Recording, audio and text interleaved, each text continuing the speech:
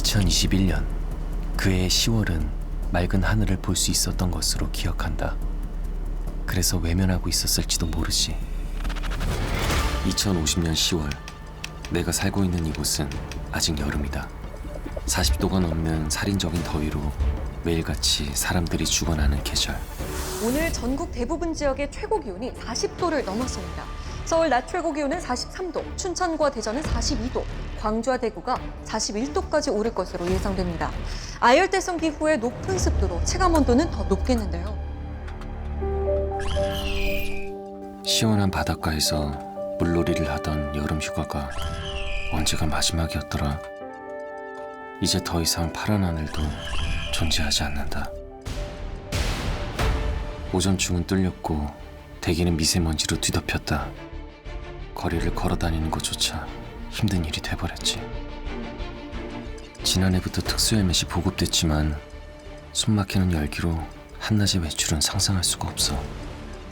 온실가스로 인한 온난화는 임계점을 넘어섰다더군. TV에선 매년 사라지는 나라와 멸종동물 얘기로 가득해. 이게 그 시절 우리가 사고, 쓰고, 버렸던 편하고 쉬운 것들이 만든 미래야. 이제 지구의 시간이 얼마 남지 않은 것 같다.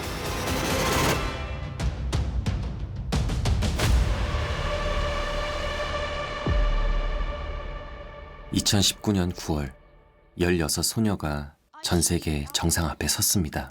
You have stolen my dreams and my childhood with your empty words, and yet I'm one of the lucky ones. People are suffering, people are dying, entire ecosystems are collapsing. We are in the beginning of a mass extinction, and all you can talk about is money and fairy tales of eternal economic growth. How dare you? 그레타 툰베리. 이 작은 소녀의 외침은 강력한 울림이 되어 빠르게 세상으로 퍼져나갔죠. 그렇게 전 세계 아이들이 기후변화 시위에 동참하기 위해 학교 대신 거리로 쏟아져 나왔습니다. We thought it was more important to come and fight for our future, and these are important because if we don't do these things, if we don't take action now, then we won't have a future.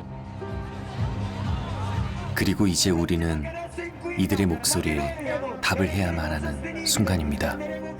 지난 그 80만 년 동안 가장 빠르게 기온이 상승된 속도가 1000년에 1도가 상승되는 거였어요. 그런데 지금 사람들은 100년 만에 화석연료를 태워갖고 1도로 상승시켰습니다. 변화시킨 그 기온은 고작 1도인데 1980년도에 전 세계적으로 재난성의 날씨가 한 250개 정도가 발생을 했어요. 근데 2019년에는 800개를 돌파를 합니다. 올해도 시베리아에서 엄청난 면적의 숲이 타버렸거든요. 캘리포니아 이쪽은 지금 비가 안 와가지고 가뭄 때문에 농사를 포기한 지역도 많이 나오고, 그러니까 이 정도의 재앙은 1도만 올라가도 지금 생기는 거거든요. 아이들이 걱정했던 미래는 예상보다 빨리 찾아왔습니다. 가열된 지구가 불러온 폭염과 가뭄, 건조해진 날씨는 결국 뜨거운 재앙이 되었죠. 상황은 심각했습니다. 올해 대형 산불이 끊이지 않았던 유럽을 시작으로 미국과 캐나다, 시베리아까지 충격과 공포의 불길로 번져나갔습니다. It's unreal. The fires can get away so fast and do this kind of damage. This is beautiful country. It'll be a long time before it's this beautiful again. But we can't ignore the reality that these wildfires are being supercharged by climate change.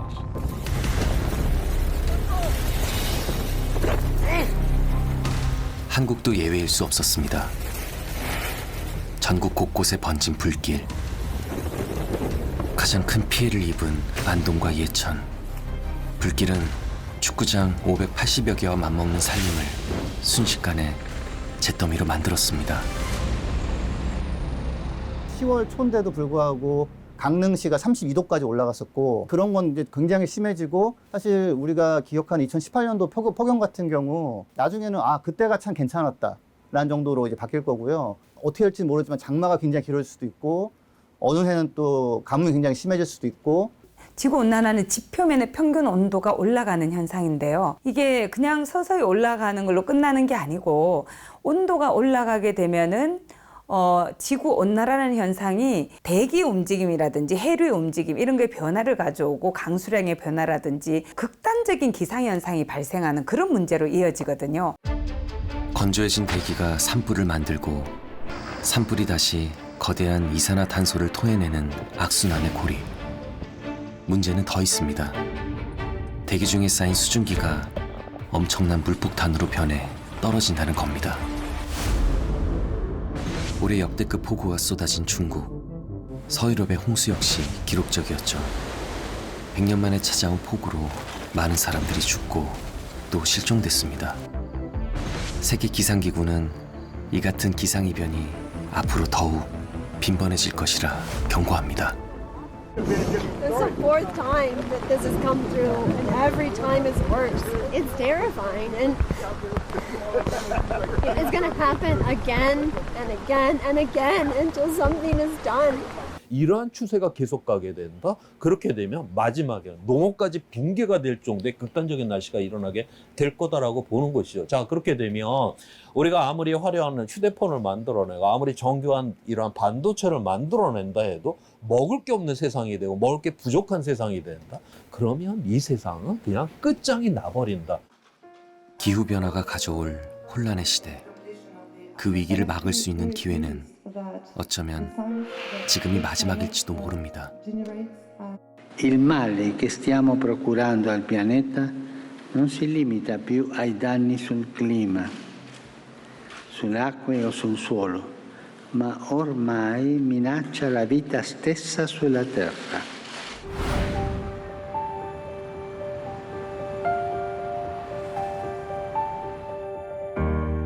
정부는 최근 친환경 추세에 맞춰서 대한민국의 탄소 중립을 선언했습니다. 실질적인 탄소 배출량을 중립, 0으로 만들겠다는 건데요.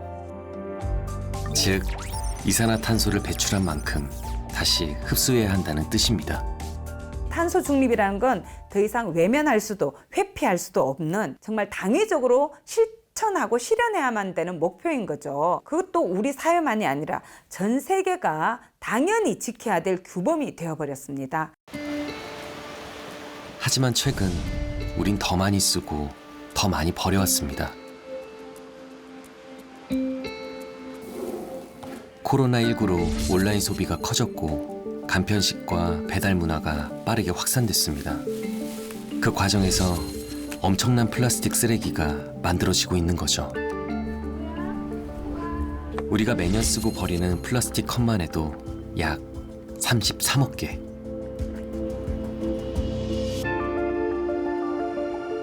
컵을 쌓으면 지구에서 달까지 닿을 정도의 어마어마한 양입니다. 석유로 만든 플라스틱을 태우게 되면 일단 가장 큰 문제는 온실가스가 배출되는 거죠. 1톤의 플라스틱을 태우게 되면 약 3톤 정도의 온실가스가 배출이 됩니다. 재활용도 쉽지만은 않습니다. 각 컵마다 사용된 플라스틱의 종류를 정확히 알 수 없기 때문이죠. 현재 플라스틱 같은 경우에 기술적으로 재활용할 수 있는 최대치로 한 50% 정도로 봐요. 그리고 실제 재활용되는 것들이 한 30% 정도로 보는 거거든요. 그러니까 이제 플라스틱 재활용률이 획기적으로 높아지려면 물건을 만들 때부터 재질 구조가 단순화돼야 되는 거죠. 다행인 건 플라스틱 쓰레기에 대한 문제를 사람들이 인지하기 시작했다는 겁니다. 그로 인해 텀블러 사용에 대한 움직임이 일었습니다. 초기에는 많이 없었는데 지금 이런 환경 이슈가 많이 터지고 하다 보니까 젊은 층에서가 많이 먼저 움직여주고 있어요. 하지만 여기엔 부작용도 있었죠. 친환경이라는 말 너무 잘 써요, 우리가. 냉정하게 보면 덜 파괴적 아니면은 환경 파괴를 10% 줄였다 이 정도거든요. 우리가 텀블러 같은 거를 물론 써야 되고 저도 쓰지만 쇠로 만든 때 이제 온실가스가 많이 나오기 때문에 1000번 정도 쓰지 않고 만약에 안 쓰게 되거나 버리게 되면은 사실은 종이컵 쓰는 것보다 못하게 되는 경우도 있거든요. 한 개의 텀블러를 1000번은 사용해야 플라스틱을 대체하는 것에 의미가 있다는 겁니다.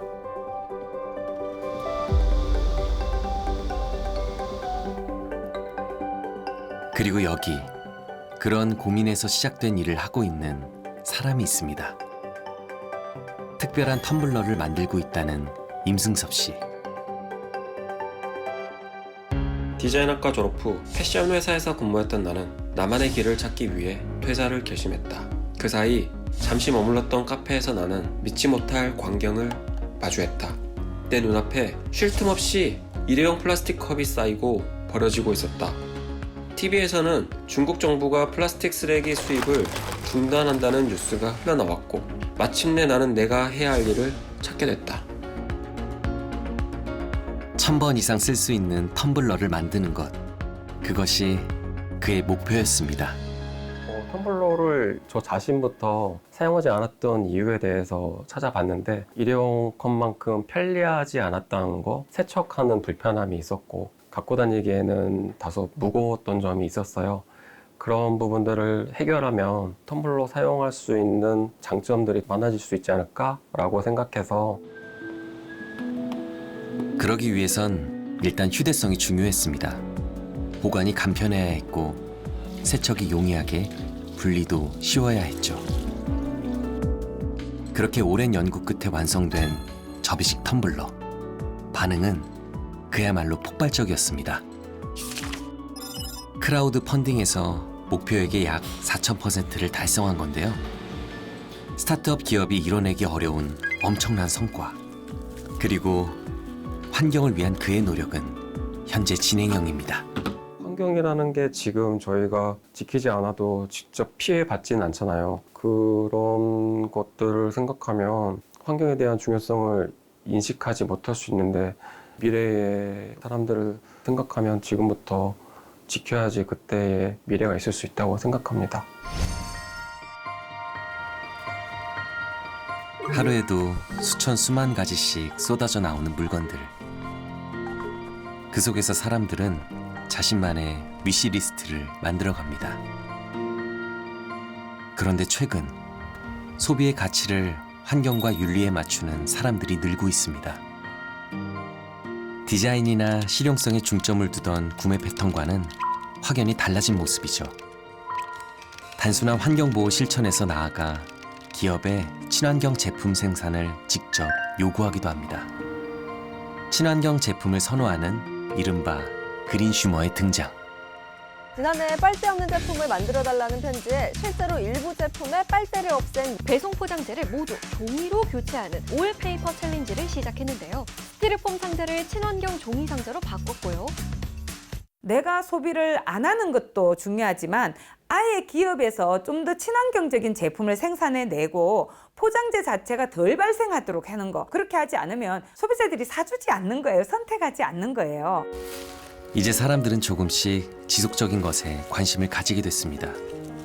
그래서 내가 지금 쓰고 있는 물건이 어디서 어떻게 만들어졌는지, 다 쓰고 난 뒤엔 어떻게 되는지가 중요해진 거죠.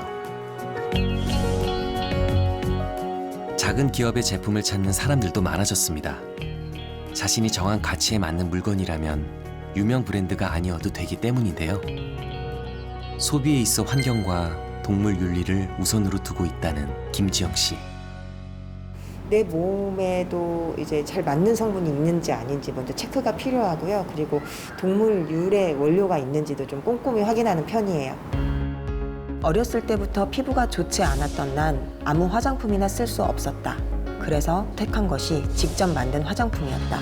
천연 재료로 화장품을 만들기 위해선 혼자 많은 공부를 해야 했다. 화장품 하나가 만들어지는 과정에서 생기는 환경 문제와 동물 윤리 문제에도 관심을 가지게 됐다. 그리고 지금 난 지역에서 가치를 인정받지 못하는 농산물을 이용해 화장품을 만드는 일을 하고 있다.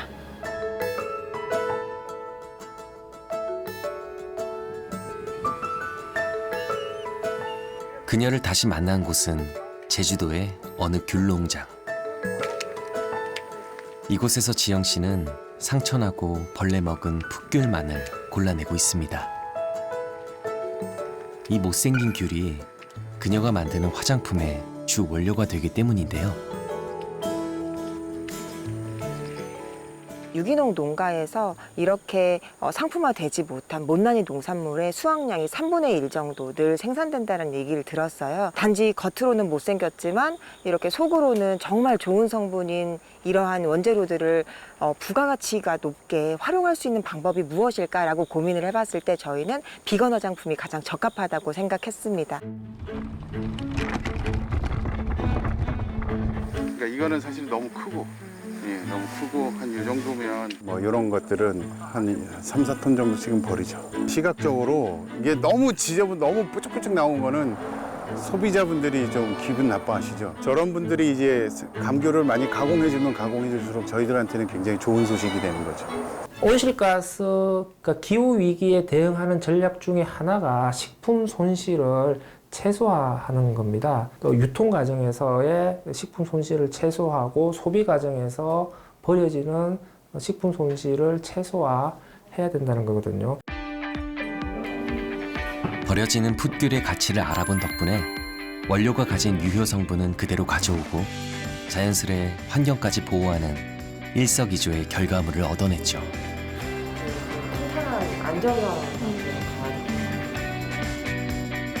나아가 제조 과정에서 동물성 원료 사용과 동물 실험을 배제했습니다. 덕분에 동물 윤리를 소비의 가치로 둔 사람들에게까지 어필할 수 있었죠. 동물 유래 원료를 사용을 할 때 이 동물을 사육하면서 공장식 축산으로 인한 폐수 문제나 탄소 배출 문제가 많이 환경 오염 문제로 화두가 되고 있고요. 이런 문제들에 대해서 가치 소비를 하고 있는 이런 소비자들에 대한 관심도가 높아지기 시작하고 소비자들의 관심이 친환경 제품으로 쏠리면서 어느덧 전 세계 화장품 시장의 트렌드는 클린 뷰티가 됐습니다. 과거에는 기업의 친환경이라는 것이 단순하게 구호나 캠페인 수준에 머물렀었다고 한다면 지금은 소비자들이 제품을 구매하고 제품을 선택하는 데 있어서 대단히 중요한 그런 결정 요인이 되고 있다는 거죠. 우리 일상 속에서 친환경적인 브랜드를 소비하고 사소한 습관 하나만 바꾸는 것만으로도 환경을 위한 행동에 동참할 수 있다고 생각하거든요. 이렇게 사소한 습관들이 모여서 더 나은 지구를 만들 수 있지 않을까 생각합니다. 지구를 위한 노력은 이제 선택이 아니라 필수가 되어야 하는 시대. SNS의 일상을 적극적으로 공유하는 MZ세대도 자신만의 방식으로 환경운동에 동참하고 있습니다. 하루 한 끼 채식으로 탄소 배출 줄이기에 동참하고 용기를 내 플라스틱 사용을 줄이기도 합니다.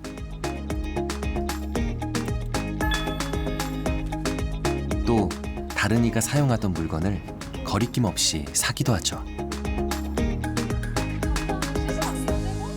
젊은 MZ세대 같은 경우는 가치 소비라든가 또는 윤리적 소비에 대해서 대단히 민감하게 받아들이고 있습니다.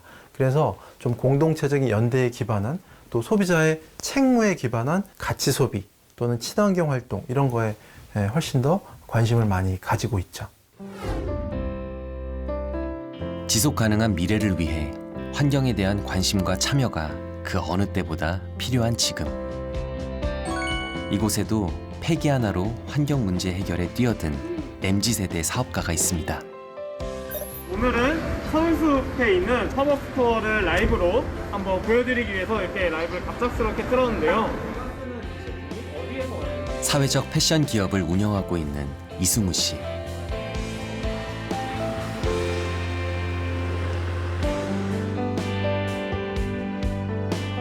그의 제품들이 특별한 이유는 바로 소재 덕분이었습니다. 어릴 적 내 꿈은 세상을 긍정적으로 변화시킬 수 있는 사람이었다. 그렇게 대학교에 입학한 나는 한 동아리에 들어가게 됐다. 비즈니스로 사회 문제를 해결해보자는 당찬 포부로 만들어진 동아리. 그곳에서 난 놀라운 사실 하나를 접하게 됐다.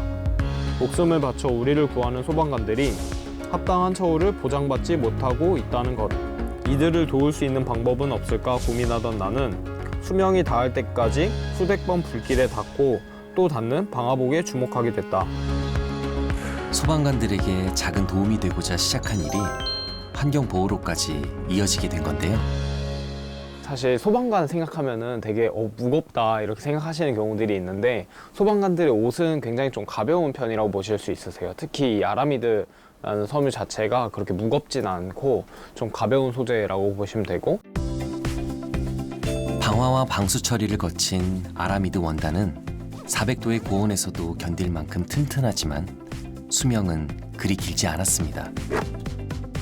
방화복의 내역 연수는 3년으로 정해져 있는데요. 훼손이 심한 방화복 같은 경우에는 내역 연수에 관계없이 불용 심의에서 폐기 처리를 하고 있고 상태가 좋은 경우에는 연장 사용을 해서 융통성 있게 관리하고 있습니다. 방화복 한 벌당 화재 현장에 출동하는 횟수는 평균 300회 이상. 그 쓰임을 다하고 나면 폐기 처리 비용만 해도 상당하죠. 비용 외에도 방화복을 버릴 때 무시할 수 없는 또 하나의 문제가 있습니다. 이 아라미드라는 것이 태우거나 했을 때 탄소 배출이 굉장히 많이 또 나오는 옷 중에 하나거든요. 그래서 뭐 1톤을 태우면은 1.2톤 정도의 이산화탄소가 배출되는, 어떻게 보면 더 많은 양이 배출되는 거죠. 그런 측면에서는 이제 환경적으로 굉장히 많은 부담을 주고 있었다면은 그것을 이제 좀 더 생명을 연장시켜서 가방으로서 제 이막을 열어주고 있다고 보시면 좋을 것 같습니다. 버려진 방화복에 새로운 숨결을 불어넣는 일은 화마와 싸우던 과거를 깨끗이 지우는 데서부터 시작됩니다. 깨끗한 원단으로 변신한 방화복은 크기와 색상에 따라 그 쓰임이 결정되는데요. 가방에서 작은 소품까지 실용성과 가치를 모두 만족시킨 그의 제품은 입소문을 타고 더욱 많은 이들의 관심을 받게 됐습니다. 특히 패션으로 자신을 표현하는 데 익숙한 MZ세대의 반응은 뜨거웠습니다. 올해 지금 상반기 기준으로 한 2,000벌 정도의 이제 방화복을 업사이클링 하게 됐고요. 저희가 이제 작년 통계를 한번 내봤더니 작년에 한 6톤 정도의 폐방화복을 업사이클링 했더라고요. 그래서 이거를 또 이제 소나무를 심으면은 몇 그루나 되냐라고 계산해 봤더니 한 14,000그루를 심은 것과 같은 효과를 냈더라고요. 더불어 수익금의 일부는 소방관의 처우 개선을 위해 쓰이고 있다는데요. 현장에서 제 자신과 다른 누군가를 위해 입었던 옷들이 또 다른 누군가에게 필요한 제품으로 재탄생된다고 하니까 제 방화복 볼 때 더 의미도 생기고 방화복을 입고 현장 활동을 할 때도 더 큰 보람을 느끼는 것 같습니다. 우리가 안전용품이라는 것은 안 쓸 수는 없거든요. 그렇다면은 결국에는 꼭 필요한 것에 사용된 것을 그게 다시 뭔가 자연 순환할 수 있게끔 하는 그런 업체들이 많아지고 이런 작은 분야들도 좀 더 신경을 많이 쓰게 되면은 우리가 좀 더 좋은 지구에서 같이 살아갈 수 있지 않을까 생각하게 됩니다. 우리는 옷을 쓰레기로 잘 여기지 않습니다. 버릴 때 비용을 지불하지도 않죠. 하지만 우리가 버린 옷들은 분명 지구 어딘가에 쌓이고 있습니다. 매년 만들어지는 옷만 해도 1,000억 벌. 그중 3분의 1은 버려집니다. 시즌에 따라 옷을 구매하고 또 유행이 지나면 입지 않기 때문이죠. 생산 과정에서도 어마어마한 폐기물이 발생합니다. 가공 처리를 거친 옷들은 쉽게 썩지도 않는데요. 특히 가죽 제품은 그야말로 골칫덩입니다. 5천만 톤 정도가 의료 폐기물로 연간 배출이 되는데요. 이 중에서 다시 섬유로 재활용되는 비율은 1%밖에 안 돼요. 매년 폭발적으로 증가하는 의료 쓰레기를 적정하게 자원으로 순환시킬 수 있는 인프라는 전혀 구축이 안 되어 있죠. 그리고 여기 버려지는 가죽 폐기물에 진심인 사람이 있습니다. 유니크한 가방으로 주목받고 있는 디자이너 안지혜 씨. 나는 15년간 유명한 패션 브랜드들에서 가방과 패션 잡화 디자이너로 일을 했다. 빠르게 변하는 트렌드에 맞춰 디자인하는 일은 즐거웠다. 그런데 아이가 태어나자 직장 생활이 버겁게 느껴졌다. 결국 육아를 위해 직장을 그만둔 난 새로운 일을 찾기 시작했다. 마침 머릿속에 한 장면이 떠올랐다. 살리지 못하고 회사 한켠에 계속 쌓여가던 재고들과 어마어마한 원단 가죽 부자재들. 이걸 책임지는 것 또한 제품을 만들어내는 디자이너의 업이라는 생각이 들었다. 최상급 품질에도 버려질 수밖에 없었던 가죽 자투리들. 디자인 일을 처음 시작할 땐 거들떠보지도 않던 것들이었습니다. 제품을 만드는 데 있어 그녀가 가치를 둬야 했던 부분은 지속 가능성이나 환경이 아니었으니까요. 판매량에만 초점을 맞췄었어요. 그래서 베스트 디자인을 어떻게 뽑아내느냐, 그게 이제 굉장히 큰 디자이너 역할이었기 때문에 원단이 남거나 뭐 생산이 더 많이 되거나 이런 부분은 크게 생각을 하지 않고 디자인을 했었던 것 같아요. 지금은 업사이클링을 추구를 하고 있기 때문에 버려지는 게 없도록 최대한 노력을 하고 있는 거. 시즌이 지나도 브랜드의 이미지를 위해 저가로는 판매할 수 없는 옷들. 그렇게 악성 재고가 된 의류들은 일정 기간이 지나면 소각되거나 버려집니다. 섬유 산업에서 발생하는 탄소 배출량은 연간 약 21억 톤, 전 세계 온실가스 배출량의 4%에 달하는 수치입니다.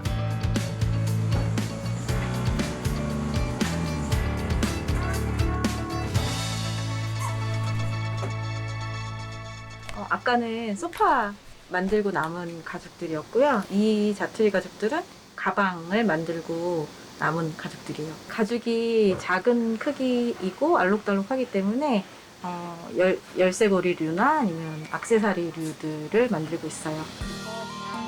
몇 개씩만. 자투리 원단은 작업 과정이 까다로운 탓에 협력업체를 찾는 것도 쉽지 않았습니다.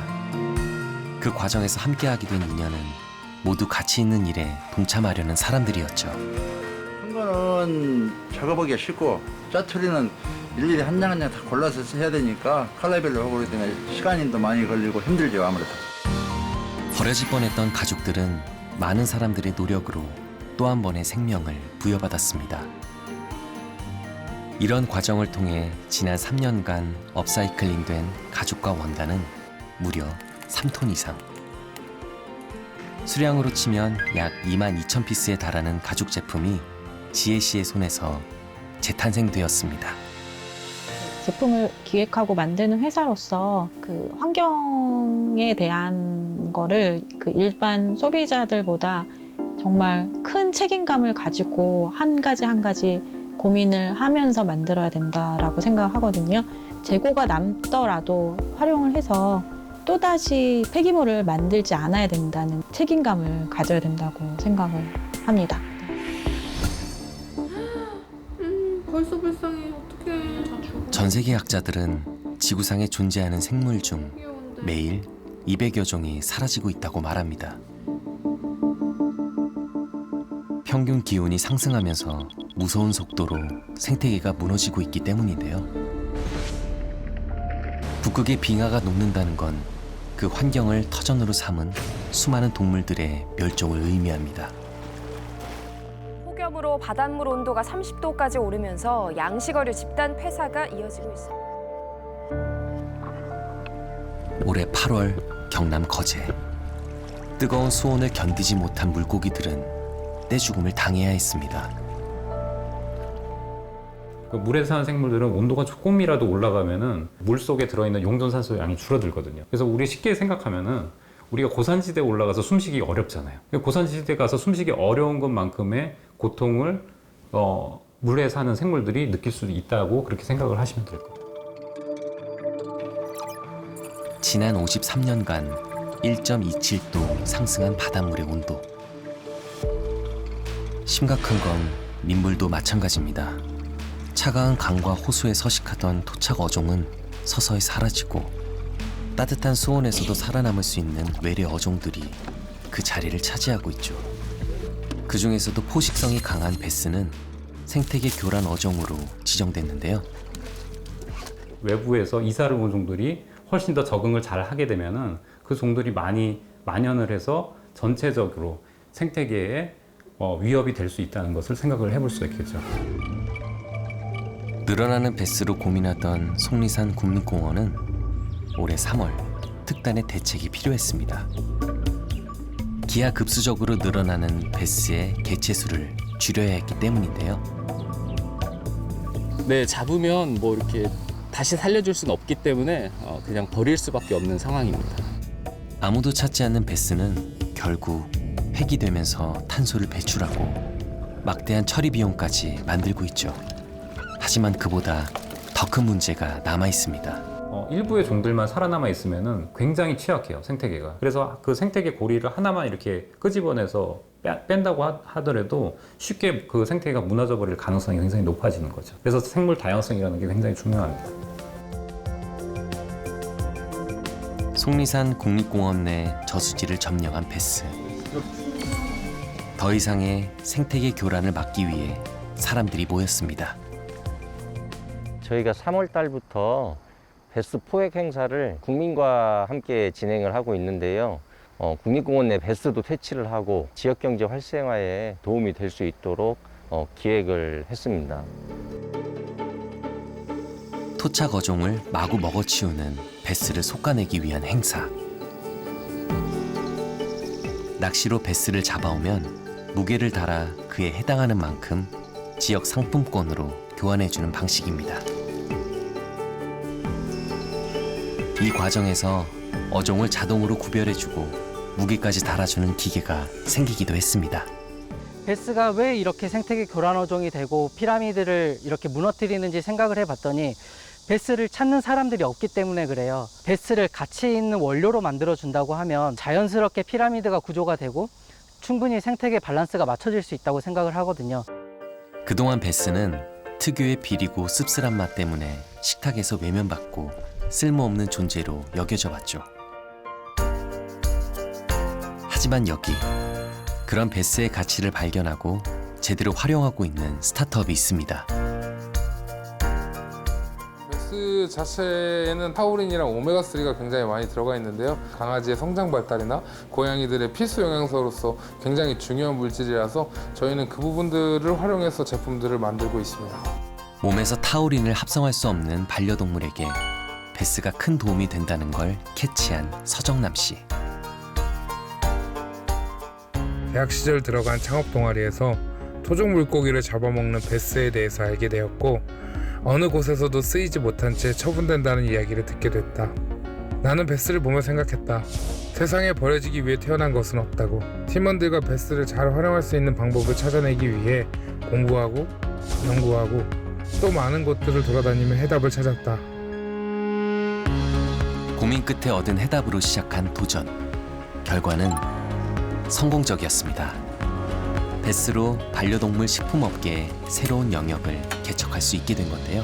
이제 추산 수치에 따라 좀 다를 수 있는데 평균적으로 약 5,000톤 정도 점점 늘어나고 있는 추세라고 볼 수 있을 것 같고요. 지자체들 같은 경우에는 활용할 수가 없어서 계속 쌓여만 가고 버릴 데도 없는데 이런 부분들 해결해줘서 좋고. 사실 아이디어를 실현하기까지 쉽지만은 않았습니다.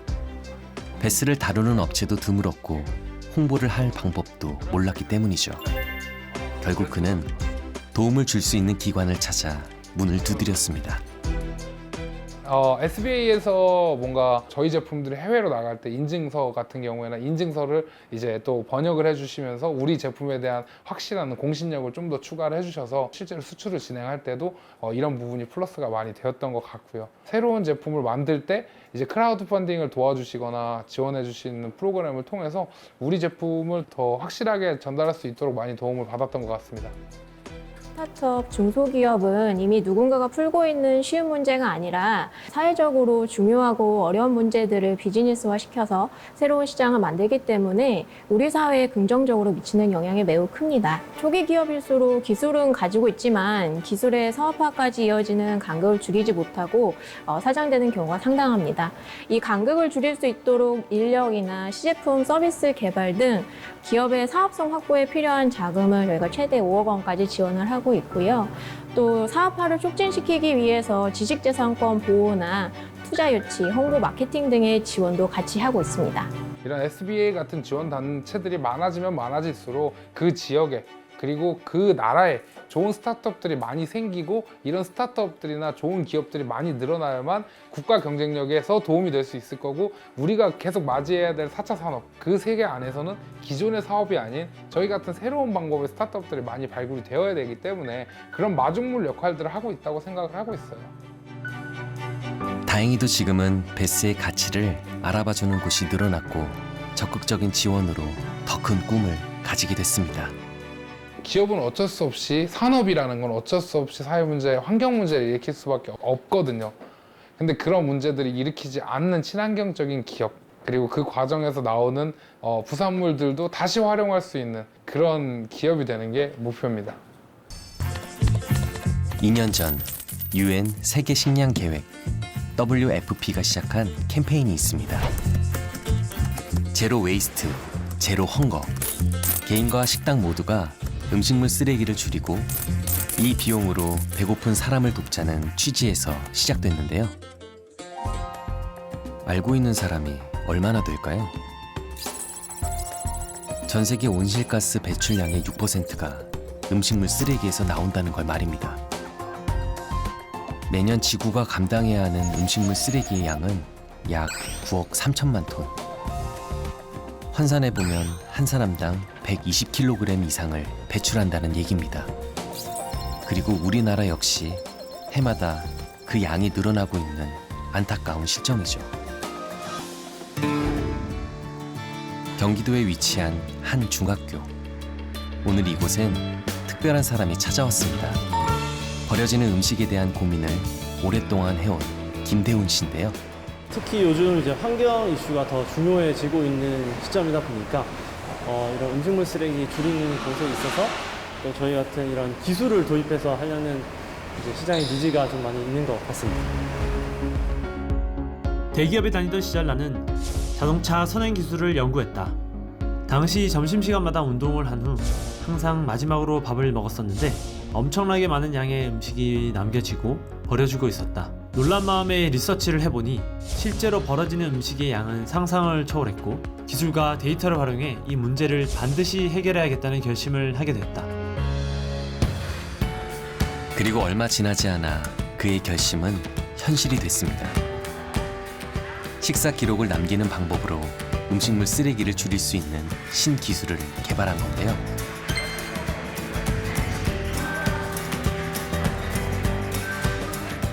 스캐너가 식판을 인지하고 이제 감지를 하게 되면 음식의 종류를 먼저 인공지능이 인식을 하게 됩니다. 그래서 해당하는 그 종류의 영역에 대해서 거리값을 통해서 부피를 측정할 수 있게 되는데요. 그래서 종류와 양을 알 수 있는 게 저희 기술의 핵심입니다.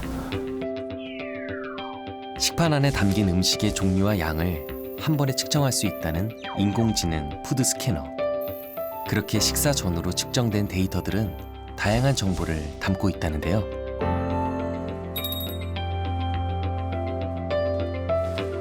스캔하고 나면 내가 얼만큼 배식을 했고 남겼고 섭취했는지 정보를 다 개인별로 제공해 드리고 있습니다. 탄단지뿐만 아니라 이제 영양 성분에 대한 모든 것들과 함께 칼로리나 식사 시간, 그다음에 제일 좋아하는 음식, 제일 안 먹는 음식 이런 것들까지 다 제공을 하고 있습니다. 급식이나 레스토랑 운영하는 운영자 입장에서는 어떤 음식을 선호하고 비선호하고 적정 양이 어느 정도인지를 가늠할 수 있게끔 데이터를 제공해 드리고 있습니다.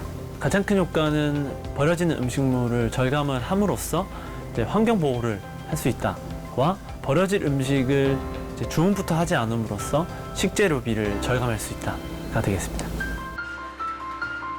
저장된 데이터 값을 통해서 식재료 주문량을 효율적으로 조절할 수 있는 신기술. 덕분에 음식물 쓰레기 발생을 원천적으로 차단할 수 있게 된 거죠. 잔반도 많이 남고요. 잔식 또한 많이 남습니다.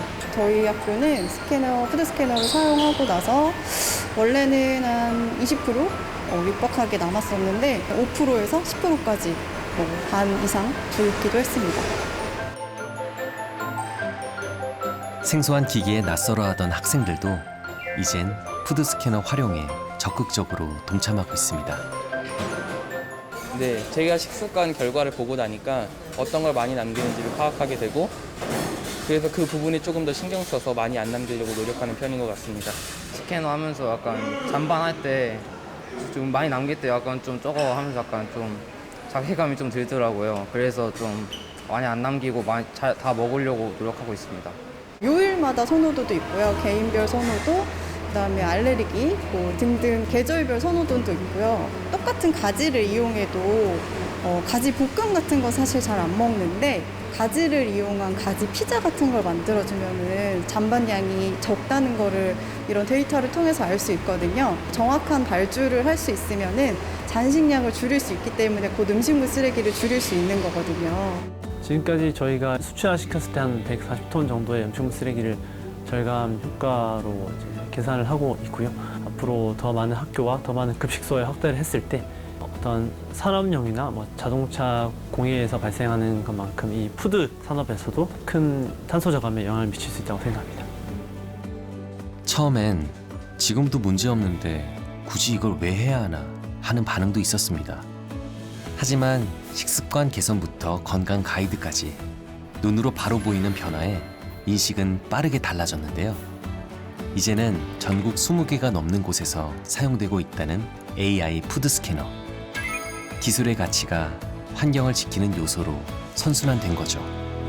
요즘에는 스타트업 중에서 환경 에너지 관련 스타트업들도 많아요. 그래서 그런 스타트업들을 지원하는 것도 중앙정부나 지방정부에게 굉장히 중요한 역할이라고 생각을 합니다. 누구라도 혁신적인 아이디어로 세상을 바꿔낼 수 있다는 희망을 가지고 도전해 볼 수 있도록 만들어주는 사회, 그게 중요하다고 생각해요. 지자체에서의 R&D라고 함은 작은 기술이라도 그 기술이 조금 시장에 닿을 수 있도록 도와주는 역할을 하는 것이 가장 중요하다고 보고 있고, 궁극적인 저희 SBA 목표는 초기 창업기업, 스타트업의 보유 기술이 시장의 높은 진입 장벽을 뚫고 관련 경쟁력을 확보할 수 있는 성장 여건을 만드는 것입니다.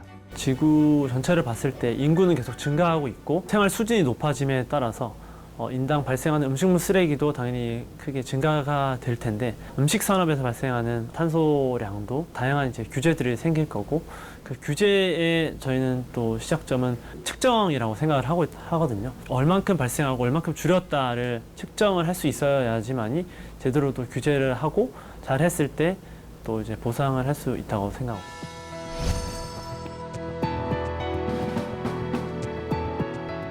지금 이 순간에도 지구의 온도는 상승하고 있습니다. 이 속도로 간다면 머지않아 한계점에 다다르겠죠. 어쩌면 오늘 당신의 장바구니에 담긴 물건이 지구의 미래를 바꿀 수도 있습니다. 지금 당장 위시리스트를 확인해 보세요. 가장 중요하게 보는 거는 그 뭐 환경 활동가가 좀 돼야 된다. 지금은 사실 유럽 같은 경우도 바뀐 이유가 청소년들이 특히 길거리에 나와서 우리의 미래가 지금 없다 이렇게 가면 하면서 굉장히 강하게 시위를 여러 차례 했기 때문에 지금도 하고 있고요. 사실은 좀 피곤하고 참 이게 왜 맨날 이래야 되는지 정말 하지만 예, 우리 시민들이 계속 요구를 해줘야죠. 저는 모든 열쇠는 시민이 쥐고 있다고 봅니다. 시민이 뭔가를 요구해야지 정부도 국회도 기업도 바뀌기 때문이에요. 시민이 기후위기를 심각하게 받아들이고 그것에 대해서 문제를 해결하도록 정부에 요청하고 기업에 요청을 해야 됩니다. 스스로도 변화돼야 됩니다. 결국 이 기후위기의 이 문제는 기후가 문제가 아닌 것이죠. 결국 우리의 생존의 문제를 이야기를 하는 거예요. 그러면 지금 우리는 뭘 바꿔야 될 것인가? 지금 질문을 미래의 그런 위험에서 지금 현재 우리의 삶에 질문을 하는 바로 이러한 어떤 전환이 일어날 때만이 바로 기후위기 대응이 가능하다라고 하는 것이죠. 누군가는 기후위기 앞에서 개인이 할 수 있는 일은 없다고 말합니다. 적극적으로 환경 정책을 만들려는 정부와 탄소 배출을 줄여나가려는 기업만이 미래를 바꿀 수 있다고도 합니다. 하지만 우리는 깨달아야 합니다. 그들을 움직일 수 있는 건 바로 나와 당신이라는 걸 말입니다.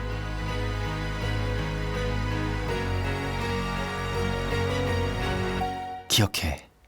당장 변하지 않으면 2050년에 네가 꿈꾸던 삶은 없어. 최대한 많은 사람들에게 전해줘. 지구의 미래를 바꿀 기회는 지금뿐이라고.